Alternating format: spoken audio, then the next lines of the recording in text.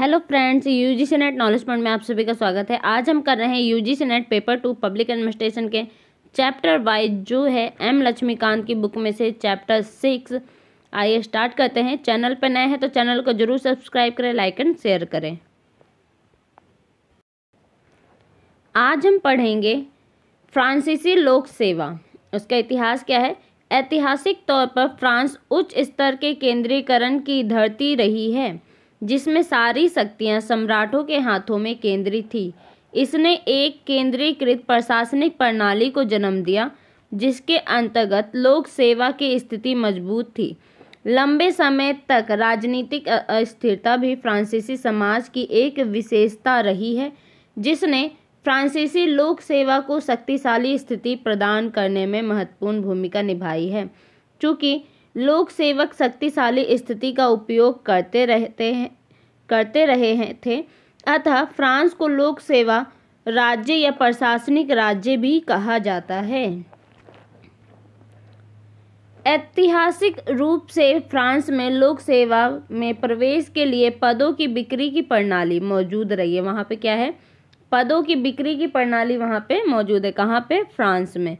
सरकार के खाली पदों को सार्वजनिक नीलामी से ऊंची बोली लगाने वाले को बेचा जाता है। जो सरकार के खाली पद होते हैं वहाँ पे क्या होती है, उनकी नीलामी होती है। जो सबसे ज़्यादा बोली लगाता है वो उस पद पे आसीन हो जाता है।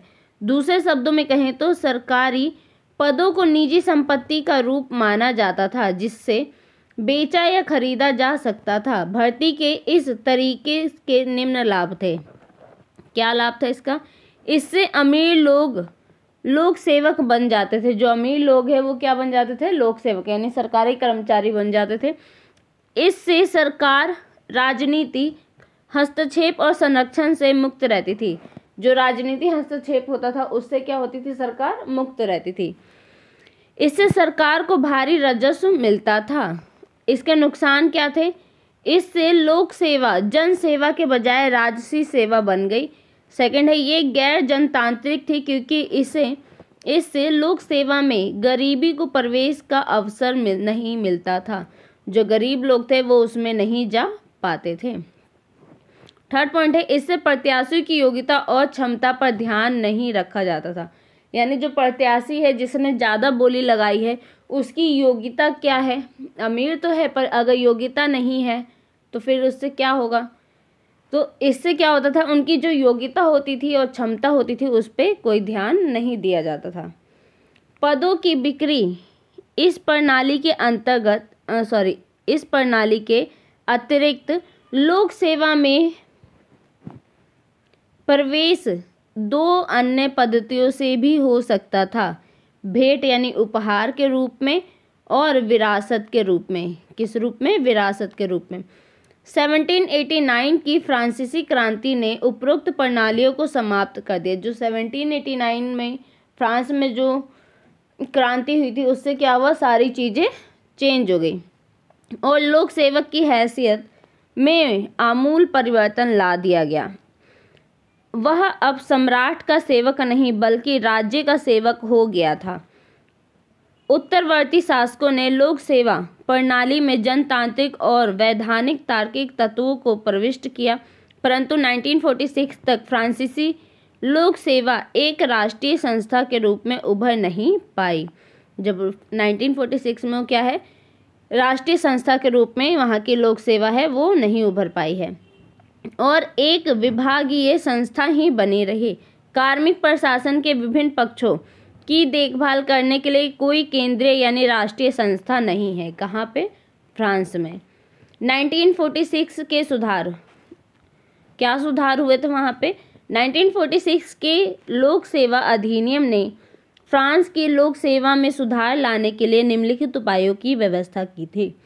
फर्स्ट है, केंद्रीय लोक सेवा निर्देशालय की स्थापना। इसको सीधे प्रधानमंत्री के नियंत्रण में रखा जाना था। सेकंड है, लोक सेवा के ढांचे का एकीकरण। थर्ड है, लोक सेवा संबंधी नियमों पर प्रधानमंत्री के प्रति हस्ताक्षर आवश्यक किए गए। साथ ही अगर उनके वित्तीय निहितार्थ भी है तो वित्त मंत्री के प्रति हस्ताक्षर भी जरूरी थे। फोर्थ है, लोक सेवकों की सेवा एवं शर्तें राज्य द्वारा तय की जाएगी, जो उनको एक पक्षीय तौर पर बदल भी सकता है।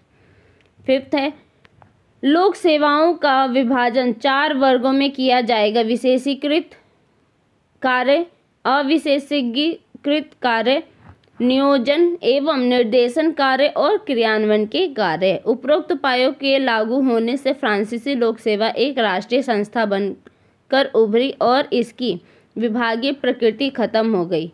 जो वहाँ पे विभागीय प्रकृति थी वो क्या हुई, खत्म हुई। भर्ती, अब भर्ती किस प्रकार होता था वहाँ पे, कब भर्ती कब हो रहा है, 1946 में जो वहाँ पे क्रांति हुई उसके बाद जो भी हुआ वो। फ्रांस में भर्ती की योग्यता पद्धति यानी मेरिट जो सिस्टम की स्थिति शक्तिशाली है। ये साक्षात्कारों से संपूर्णतः लिखित परीक्षाओं पर भारी जोर देती है। सर्वोच्च लोक सेवा वर्ग के सदस्यों का चयन ENA के नाम से किया जाता है, इकोल नेशनल एडमिनिस्ट्रेशन। इसके साथ साथ अन्य विशेषीकृत स्कूल भी हैं जो तकनीकी सेवाओं के लिए स्नातक तैयार करते हैं, जैसे कि विज्ञान के लिए इकोल पॉलिटेक्निक और वित्त के लिए इकोल नेशनल डेस इम्पोर्ट्स। फ्रांस में लोक सेवा के सदस्य समाज के उच्च वर्गों से आते हैं। फेरल हैडी का कथन है, किसका कथन है, फेरल हैडी कहते हैं, फ्रांसीसी नौकरशाही की एक अद्वितीय विशेषता ये है कि इसमें एक प्रशासनिक अति उच्च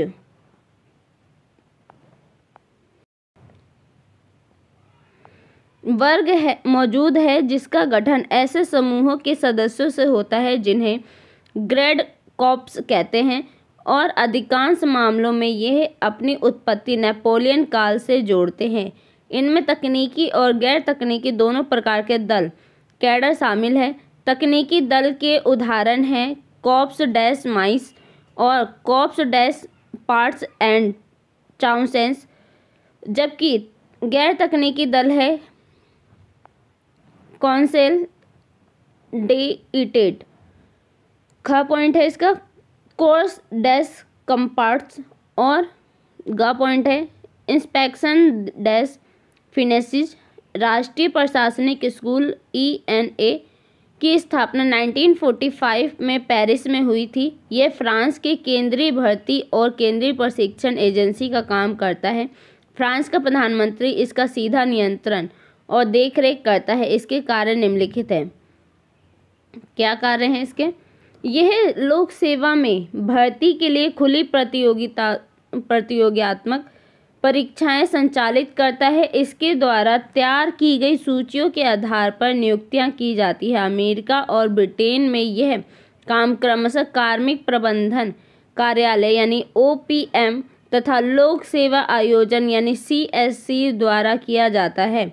सेकंड है, ये आकांक्षी प्रत्याशियों के लिए प्रवेश पूर्व मार्गदर्शन की व्यवस्था करता है। भारत में यह कार्य पिछड़ी अनुसूचित जाति और जनजातियों के लिए सरकार द्वारा प्रायोजित अध्ययन केंद्र है। थर्ड पॉइंट है, लोक सेवकों को दीर्घकालीन प्रशिक्षण अर्थात प्रवेश के बाद प्रशिक्षण प्रदान करता है। भारत में ये कार्य मसूरी स्थित लाल बहादुर शास्त्री राष्ट्रीय प्रशिक्षण अकेडमी द्वारा किया जाता है। संक्षेप में, फ्रांस में ENA भर्ती, पूर्व प्रवेश प्रशिक्षण तथा प्रवेश पश्चात प्रशिक्षण का कार्य करता है। संयुक्त राज्य अमेरिका, ब्रिटेन या भारत में ऐसी कोई संस्था नहीं जिसकी तुलना फ्रांस में ENA से की जा सके। प्रशिक्षण वहाँ कैसे दिया जाता है। प्रशिक्षण की फ्रांसीसी पद्धति सारी दुनिया में लोकप्रिय है। वास्तव में अनेक देशों में यह प्रशिक्षण के लिए मॉडल का काम करती है। प्रशिक्षण की फ्रांसीसी पद्धति की प्रमुख विशेषता है, यानी जो फ्रांस की प्रशिक्षण पद्धति है वो बहुत ही वहाँ की लोकप्रिय है और ये एक मॉडल का काम करती है। जैसे एक आदर्श मॉडल होता है वैसे ये मॉडल का काम करती है प्रशिक्षण के मामले में। तो क्या है इनके प्रशिक्षण, क्या विशेषता है। फर्स्ट पॉइंट है, यह सैद्धांतिक यह सैद्धांतिक की बजाय व्यवहारिक है, यानी ये सिद्धांत पे नहीं व्यवहार पे जोर देता है। इसमें प्रशिक्षण के साधन के रूप में व्यवहारिक समस्याओं के प्रयोग पर जोर दिया जाता है। सेकंड पॉइंट है, प्रशिक्षण देने का काम खुद लोक सेवक संभालते हैं। लोक सेवा में नए प्रवेशकों का प्रशिक्षण दूसरे देशों की तरह विद्वानों द्वारा नहीं बल्कि वरिष्ठ लोक सेवकों द्वारा किया जाता है। थर्ड पॉइंट है, लोक सेवकों को निजी क्षेत्र से भी प्रशिक्षण अनुभव प्राप्त होते हैं। फोर्थ पॉइंट है, प्रशिक्षण पद्धति विशेषज्ञ और सामान्य दोनों प्रकार की कुशलताएं विकसित करती है। फिफ्थ पॉइंट है, प्रशिक्षण दीर्घकालीन होता है। प्रशिक्षण की कुल अवधि लगभग 3 साल की होती है और यह भर्ती से पहले शुरू हो जाती है। फ्रांस में उच्चतर प्रशासनिक लोक सेवकों का प्रशिक्षण यानी इको नेशनल एडमिनिस्ट्रेशन ENA में होता है, जो प्रशिक्षण का स्नातकोत्तर कॉलेज है। यह सेवा में प्रवेश करने वालों को 28 महीने का प्रशिक्षण देता है, जिसके बाद उन्हें ग्रेड कॉर्प्स और मंत्रालयों में भेज दिया जाता है। 28 महीने के इस प्रशिक्षण के 2 चरण होते हैं। फर्स्ट है, पहले चरण में उनको 11 महीने के लिए प्रशासक से संबद्ध किया जाता है। यहाँ प्रशासक की देखरेख में उनको व्यवहारिक प्रशिक्षण प्राप्त होते हैं। यह प्रणाली वैसी ही है जैसे कि भारत में ब्रिटिश शासन के दौरान नए ICS को प्रशिक्षित करने के लिए मौजूद थी, वैसे ही वहाँ पे कौन प्रशिक्षण देता है, ENA। दूसरे चरण में प्रशिक्षुओं को ENA में 17 महीने का व्यवहारिक प्रशिक्षण वरिष्ठ लोक सेवकों द्वारा दिया जाता है। इस प्रशिक्षण कार्यक्रम के दौरान 2 माह के लिए उनको किसी औद्योगिक प्रतिष्ठान से, जो आमतौर पर निजी क्षेत्र का होता है, संबद्ध कर दिया जाता है। पदोन्नति क्या है? पदोन्नति लोक सेवकों में पदोन्नति के लिए योग्यता और वरिष्ठता दोनों सिद्धांतों को अपनाया जाता है। फ्रांस में कॉर्प्स श्रेणी वर्गों और सोपानों में विभक्त है। पदोन्नति के अवसर सीमित हैं। क्या है? पदोन्नति के अवसर क्या है? सीमित हैं। आमतौर पर उसी कॉर्प्स के भीतर होते हैं। ENA पदोन्नति के पात्र प्रत्याशियों की सूची तैयार करता है, सलाह समिति को प्रस्तुत करता है। इन समितियों के अधिकारी और कर्मचारी दोनों के प्रतिनिधि होते हैं। ये सारे काम कौन कर रहा है? तो ENA कर रहा है। कौन करता है? ENA। यह पदोन्नति के लिए ENA द्वारा तैयार की गई सूची को स्वीकृति देती है। इसको पदोन्नति से संबंधित विवादों को निपटाने का अधिकार भी प्राप्त है। फ्रांस में लोक सेवक की पदोन्नति निजी संगठनों में की जाती है। निजी एजेंसियों में कुछ समय काम करके वह अपने पद का पुनः नियुक्त हो सकते हैं। उसकी वरिष्ठता बनी रहती है, परंतु वह पेंशन के अधिकार को खो देते हैं। वो पेंशन नहीं पा सकते हैं अगर वह ऐसा करते हैं तो। वेतन और सेवाएं, क्या वेतन होती है वहाँ की? वेतन के निर्धारण हेतु एक कठोर सूत्र का प्रयोग किया जाता है। इस पर 1948 में लागू जनरल ग्रेड सिस्टम का नियंत्रण होता है। इस व्यवस्था के अंतर्गत प्रत्येक पद का एक नियत सूचांक दिया जाता है। मूल वेतन का निर्धारण इसी सूचांक के अनुसार होता है, परंतु ये सूचांक सर्वोच्च लोक सेवकों अर्थात हॉर्स क्लास अधिकारियों पर लागू नहीं होता। वेतन पर नियंत्रण वित्त मंत्रालय और कार्मिक विभाग करता है। सेकंड है, मूल वेतन के अलावा लोक सेवकों को तरह तरह के भत्ते भी दिए जाते हैं, जैसे निर्वाह, व्यय भत्ता, परिवार भत्ता, अतिरिक्त काम भत्ता, अतिकालिक भत्ता, यात्रा भत्ता, तकनीकी पुरस्कार, कार्य कुशलता पुरस्कार इत्यादि। ये सारी चीज़ें वहाँ पे दी जाती हैं। थर्ड पॉइंट है, 1959 के अधिनियम के प्रावधानों के अधीन लोक सेवकों को संगठित होने का अधिकार दिया जाता है। अपनी राजनैतिक विचारधारा का समर्थन करने के लिए उनको ट्रेड यूनियनों से जुड़ने का अधिकार प्राप्त है। फोर्थ पॉइंट है, संयुक्त राज्य अमेरिका के विपरीत फ्रांस में लोक सेवकों को हड़ताल का अधिकार देता है। यानी जो अमेरिका में क्या है, हड़ताल करने का अधिकार नहीं है, पर फ्रांस में क्या है, जो लोक सेवक है उनको हड़ताल करने का अधिकार प्राप्त है। 1959 के अधिनियम द्वारा प्रदत्त इस अधिकार का प्रयोग सरकार के साथ सामूहिक सौदेबाजी के टूटने की स्थिति में अंतिम उपाय के तौर पर किया जा सकता है। फिफ्थ पॉइंट है, संयुक्त राज्य अमेरिका और भारत के विपरीत फ्रांस के लोक सेवक राजनीतिक गतिविधियों में भाग लेने को स्वतंत्र है। यानी जो अमेरिका है और भारत है, यहाँ पे जो लोक सेवक होते हैं वो क्या कर सकते हैं, राजनीतिक गतिविधियों में भाग नहीं ले सकते हैं, परंतु जो फ्रांस के लोक सेवक हैं वो क्या कर सकते हैं, वहाँ की गतिविधियों में भाग ले सकते हैं। ये साम्यवादी दल सहित किसी भी राजनीतिक दल में शामिल हो सकते हैं। ये राष्ट्रीय विधायिका सहित किसी भी प्रतिनिधि पद के लिए चुनाव लड़ सकते हैं। अपने कार्यकाल की समाप्ति अथवा संसद सदस्यता से त्याग पर देने के पश्चात लोक सेवक के रूप में अपने पद पर पदोन्नति तथा पेंशन अधिकारों सहित दोबारा लौट सकते हैं। ये सारे काम कर सकते हैं और उसके बाद उनका वहाँ से वो त्याग पत्र दे दे, उसके बाद वो दोबारा से अपने पद पे आ सकते हैं। इनकी राजनीतिक गतिविधियों को नियंत्रित करने के लिए कोई कानून नहीं है, लेकिन इन पर फ्रांस के उच्चतम प्रशासनिक न्यायालय की नज़र रहती है। 6 पॉइंट है, लोक सेवकों की सेवानिवृत्ति की आयु 60 वर्ष है। इनको पेंशन के सामान्य लाभ मिलते हैं।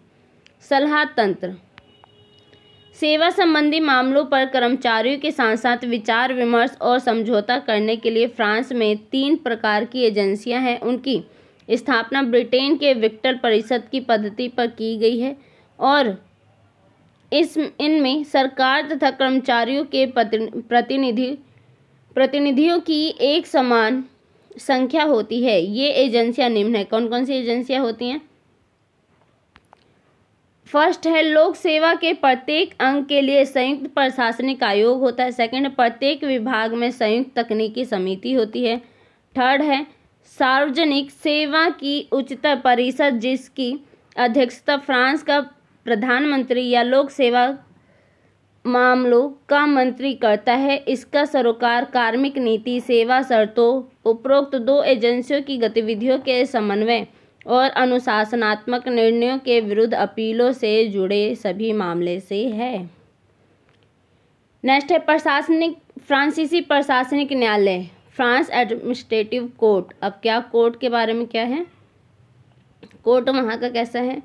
प्रशासनिक अधिकारियों के विरुद्ध नागरिक शिकायतों को निपटाने के लिए फ्रांस ने जो बेजोड़ संस्थात्मक युक्ति तैयार की है, जो कि प्रशासनिक न्यायालय की एक प्रणाली है। नागरिकों और प्रशासन के बीच विवाद के मामलों की जांच करने के लिए ये न्यायालय प्रशासनिक कानून का सहारा लेते हैं। ये उन सामान्य न्यायालयों से भिन्न है जो दीवानी तथा फौजदारी अपराधों के मामले सामान्य कानून द्वारा निपटाते हैं। इस प्रकार फ्रांस के न्यायालयों में दोहरा श्रेणी क्रम है, अर्थात सामान्य न्यायालय अपीलीय अदालत से नीचे होते हैं, जबकि प्रशासनिक न्यायालय राज्य परिषद से नीचे होते हैं। सामान्य न्यायालयों तथा प्रशासनिक न्यायालयों के बीच के विवादों का निपटारा विवाद न्यायालयों द्वारा किया जाता है, जिसमें पदेन अधिकारी के रूप में न्याय मंत्री होता है। इसके साथ अपीलीय न्यायालय के 3 न्यायाधीश तथा राज्य परिषद के 3 सदस्य होते हैं। प्रशासनिक कानून की फ्रांसीसी प्रणाली को ड्रॉट एडमिनिस्ट्रेटिव के नाम से जाना जाता है। यह नागरिकों के परस्पर संबंधों को नियंत्रित करने वाले नियमों के स्थान पर ऐसे विशेष नियम उपलब्ध कराती है जो नागरिकों तथा राज्य के बीच संबंधों को नियंत्रित करते हैं। इसकी विशेषता निम्न है। क्या विशेषताएं हैं? यह सार्वजनिक अधिकारियों के व्यक्तिगत कार्यों और उनके सरकारी अर्थात जो प्रशासनिक कार्यों में अंतर करती है। सेकंड पॉइंट है, यह सार्वजनिक अधिकारियों को उनके उन कार्यों के लिए जो उन्होंने सरकारी हैसियत से किए हैं सामान्य न्यायालयों के अधिकार क्षेत्र से मुक्त करती है। थर्ड पॉइंट है, सरकारी अधिकारियों के गलत सरकारी कार्यों अर्थात प्रशासनिक गलतियों के लिए नागरिकों द्वारा दावा किए जाने पर यह प्रणाली मुकदमा चलाने के लिए विशेष ट्रिब्यूनल की व्यवस्था करती है। 4th पॉइंट है, यह प्रशासन बनाम नागरिक अधिकारों एवं दायित्वों का निपटारा करती है और इन अधिकारों तथा दायित्वों को लागू करने की कार्यविधि भी तय करती है। 5th पॉइंट है, प्रशासनिक अधिकारियों द्वारा नागरिकों को हुए नुकसान के लिए यह उनकी क्षतिपूर्ति भी उपलब्ध कराती है। फ्रांस में प्रशासनिक न्यायालयों के उत्थान और विकास के लिए न्यायशास्त्र की ड्राफ्ट एडमिनिस्ट्रेटिव प्रणाली ही उत्तरदायी है। इस देश में किसी सार्वजनिक अधिकारी के व्यक्तिगत कार्यों तथा सरकारी कार्यों में अंतर किया जाता है। व्यक्तिगत कार्य के लिए सरकारी अधिकार व्यक्तिगत रूप से उत्तरदायी है और उस पर सामान्य न्यायालय में मुकदमा चलाया जा सकता है, लेकिन उसके सरकारी कार्यों अर्थात प्रशासनिक कार्यों के लिए उत्तरदायी पूरी लोक सेवा का होता है और संबंधित अधिकारी पर मुकदमा केवल प्रशासनिक न्यायालयों में चलाया जा सकता है। दूसरे शब्दों में कहें तो प्रशासनिक गलतियां उन्मुक्त प्रशासनिक न्यायालयों के अधिकार क्षेत्र में आती है। यानी जो कर्मचारी है, जो लोक सेवक अगर वो गलती करता है तो वो कहाँ आता है? प्रशासनिक न्यायालय में। प्रशासन के विरुद्ध शिकायतें रखने वाले नागरिक प्रशासनिक न्यायालय जा सकते हैं। इन न्यायालयों को प्रशासनिक कार्यों को रद्द करने अथवा उस वस्तुनिष्ठ अधिकार को मान्यता देने का अधिकार है जिसे प्रशासन ने क्षतिग्रस्त किया है। बाद में मामले में उपयुक्त क्षतिपूर्ति प्राप्त कर सकते हैं। प्रशासनिक न्यायालयों के निर्णयों को सामान्य न्यायालयों में चुनौती नहीं दी जा सकती है। प्रशासनिक न्यायालयों की प्रणाली में सबसे ऊपर काउंसिल एट्स राज्य परिषद होता है। काउंसिल एट्स क्या है? राज्य परिषद होता है। इस संस्था के संबंध में निम्नलिखित बिंदुओं पर उल्लेख किया गया है। जो वहाँ की राज्य परिषद है उसके बारे में क्या बताया है? यह सर्वोच्च प्रशासनिक न्यायालय, निचले प्रशासनिक न्यायालय यानी प्रशासनिक ट्रिब्यूनल या क्षेत्रीय परिषद की अपीलों की सुनवाई करता है। इस प्रकार के तमाम प्रशासनिक मामलों में उसके निर्णय अंतिम होते हैं। 2nd पॉइंट है, इसके कुछ विशेष प्रकार के प्रशासनिक मामलों पर यह पहली बार में ही ध्यान देता है। 3rd पॉइंट है, यह प्रशासन पर आम निगरानी रखता है जिसका उद्देश्य प्रशासन की मनमानी को रोकना और यह देखना है कि प्रशासनिक प्रक्रिया उचित ढंग से कानून के अनुसार चल रही है या नहीं। 4th है, लोक सेवा के अनुशासनात्मक मामलों में इसकी शक्ति में अंतिम है। 5th पॉइंट है, यह सरकार को सभी विधायी मामलों में सलाह देता है। 6 पॉइंट है, परिषद के सदस्यों की नियुक्ति मंत्रिपरिषद की सिफारिश पर फ्रांस के राष्ट्रपति द्वारा की जाती है। 7 पॉइंट है, यह पेरिस में स्थित है और इसमें प्रशासनिक तथा न्यायिक अनुभाग शामिल है। फ्रांसीसी स्थानीय सरकार फ्रेंच लोकल गवर्नमेंट कैसी है? फ्रांसीसी संविधान में एकात्मक राज्य की व्यवस्था है, अतः सरकार की सारी शक्तियाँ सर्वोच्च केंद्र में निहित है। प्रशासनिक सुविधा के लिए स्थानीय सरकार की इकाइयों को यह पैदा या समाप्त कर सकती है। स्थानीय सरकार की इकाइयों को उनकी सत्ता केंद्र सरकार से मिलती है। स्थानीय सरकार की सबसे महत्वपूर्ण विशेषता इसके केंद्रीकरण की उच्च मात्रा है। फ्रांस में सब कुछ केंद्रीकृत है और स्थानीय सरकार की इकाइयां गृह मंत्री के माध्यम से केंद्र सरकार द्वारा नियंत्रित होती है।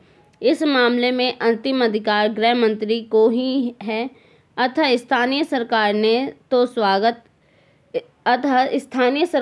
तो स्वायत्त है और ना ही स्वशासित है। वास्तव में यह केवल स्थानीय प्रशासन है, ना कि स्थानीय स्वशासन। स्थानीय सरकार की इकाइयां स्थानीय प्रशासन के लिए केंद्र सरकार की एजेंसियां हैं। स्थानीय सरकार की एक अन्य विशेषता इसकी अन्नम्य एकरूपता है, जिसके दो पहलू हैं: संगठनात्मक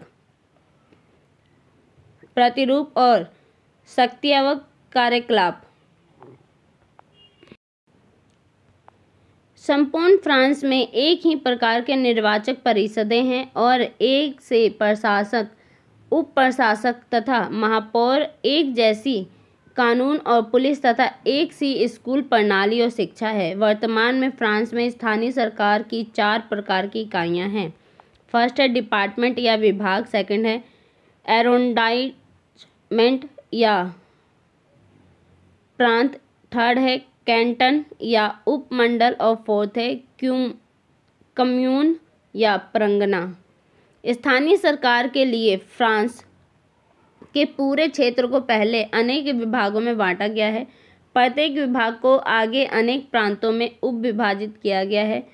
यानी जो प्रत्येक विभाग है उसको क्या किया गया है, अनेक प्रांतों में डिवाइड किया गया है। प्रत्येक प्रांत को फिर उन अनेक उपमंडलों में और प्रत्येक उपमंडलों को अनंत परगनों में विभक्त किया गया है। जो प्रांत है उनको उपमंडलों में और जो उपमंडल है उसको किस में डिवाइड किया गया है, प्रांगणों में विभक्त किया गया है। इस प्रांतों तथा उपमंडलों का निर्माण केवल प्रशासनिक सुविधा के लिए किया गया है, अतः वे स्थानीय सरकार की वास्तविक इकाई नहीं है। जो प्रांगण है वो क्या है, स्थानीय सरकार की वास्तविक इकाई नहीं है। विभाग, स्थानीय सरकार की सबसे बड़ी इकाई विभाग है और स्थानीय सरकार के श्रेणी क्रम में इसका स्थान सबसे ऊपर है। मोटे तौर पर विभाग इंग्लैंड के प्रमंडलों या काउंटी से मेल खाते हैं, परंतु प्रमंडलों की तुलना में विभागों का क्षेत्र दुगना होता है। फ्रांस में विभागों की कुल संख्या 90 है। जनसंख्या, संपदा और राजनीतिक महत्व के आधार पर विभागों का 4 वर्गों में रखा गया है। कौन कौन से 4 वर्ग है? अश्व श्रेणी या विशेष श्रेणी विभाग, इसमें 15 विभाग हैं। प्रथम श्रेणी विभाग, इसमें 19 विभाग हैं। द्वितीय श्रेणी विभाग 22 विभाग है और तृतीय श्रेणी विभाग 34 विभाग हैं। प्रत्येक विभाग की विधायी शाखा के रूप में उसकी एक साधारण सभा होती है जिसके पार्षदों का चुनाव जनता द्वारा 6 वर्ष के लिए किया जाता है। इसमें पार्षदों की संख्या एक समान नहीं होती। किसी विभाग में सबसे अधिक 67 और किसी विभाग में 17, कम पार्षद 17 पार्षद होते हैं। परिषद अपने अध्यक्ष का चुनाव 1 वर्ष के लिए करती है। वह परिषद के पीठासीन अधिकारी का काम करता है। परिषद की स्थायी समिति को विभागीय आयोग कहते हैं। विभाग के कार्यकारी प्रमुख या प्रशासक यानी प्रीफेक्ट की नियुक्ति फ्रांस के राष्ट्रपति द्वारा गृह मंत्री की सिफारिश पर की जाती है। किसके? फ्रांस के राष्ट्रपति के द्वारा गृह मंत्री की सिफारिश पर की जाती है। विभाग का मुख्य कार्यकारी होने के अलावा प्रशासक केंद्र सरकार के प्रतिनिधि का भी काम करती है। इस प्रकार इसको 2 पद दायित्व होते हैं। विभाग के कार्यकारी प्रमुख होने के नाते साधारण सभा के प्रस्तावों और नीतियों को लागू करना, जबकि केंद्र सरकार के प्रतिनिधि के तौर पर वह अपने विभाग में वह कानून, निर्देशों और आदेशों को लागू करता है। इस प्रकार स्थानीय सरकार के स्तर पर प्रशासक की संस्था फ्रांसीसी प्रशासन प्रणाली की धुरी है। प्रांत,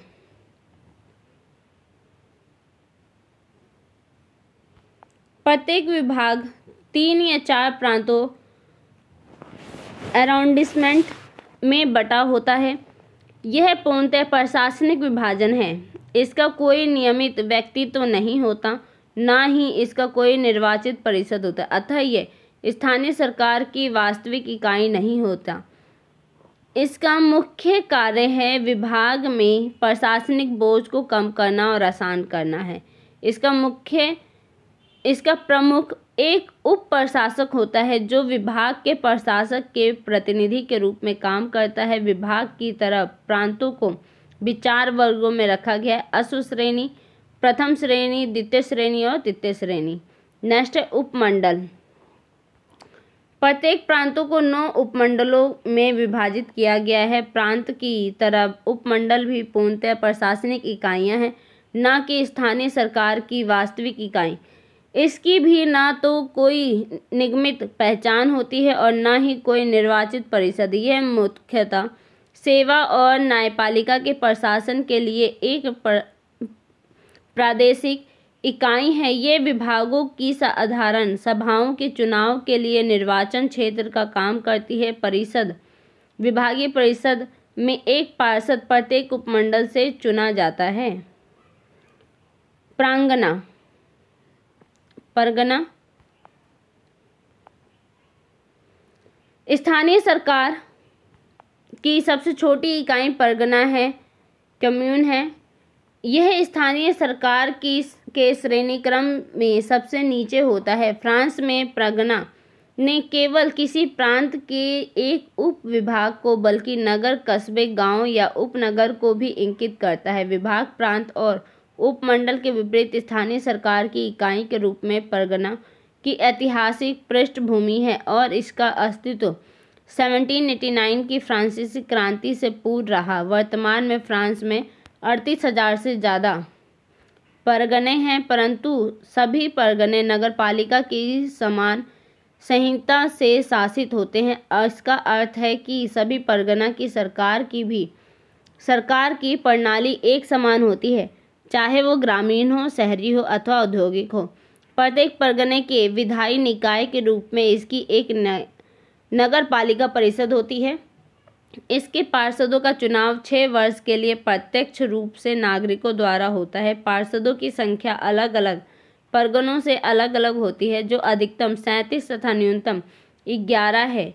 परिषद अपने अध्यक्ष का चुनाव 6 वर्ष के लिए करती है। विभाग के प्रशासक की तरह अध्यक्ष के 2 दायित्व होते हैं। वह परगने का कार्यकारी प्रमुख और दूसरा केंद्र सरकार का स्थानीय प्रतिनिधि होता है। सामुदायिक प्रशासन के कार्यकारी प्रमुख के रूप में वह परिषद के प्रस्तावों और नीतियों को लागू करता है। केंद्र सरकार के स्थानीय प्रतिनिधि होने के नाते उसे पुलिस, सार्वजनिक स्वास्थ्य और सैनिक सेवा संबंधी ऐसे कार्य करने होते हैं जिनका निर्देश उसे प्रशासक से मिलता है। अतः ब्राय चैपमैन लिखते हैं कि अपने ब्रिटिश प्रतिरूप की तुलना में फ्रांसीसी महापौर को कहीं अधिक व्यक्तिगत प्रतिष्ठा और व्यक्तिगत शक्ति प्राप्त है। वह परगना के प्रशासन का प्रमुख, प्रतिष्ठित राजनीतिक व्यक्तित्व और कुछ अर्थों में जकिए के दर्जे अधिकारी हैं। स्थानीय प्रशासन वह ऐसा व्यक्ति है जिसकी तुलना जर्मन बर्गोमास्टर से की जा सकती है, परंतु इंग्लैंड के मेयर से नहीं की जा सकती है। आज के लिए वीडियो इतना ही। वीडियो अच्छी लगे तो लाइक कीजिए, शेयर कीजिए, सब्सक्राइब कीजिए। धन्यवाद।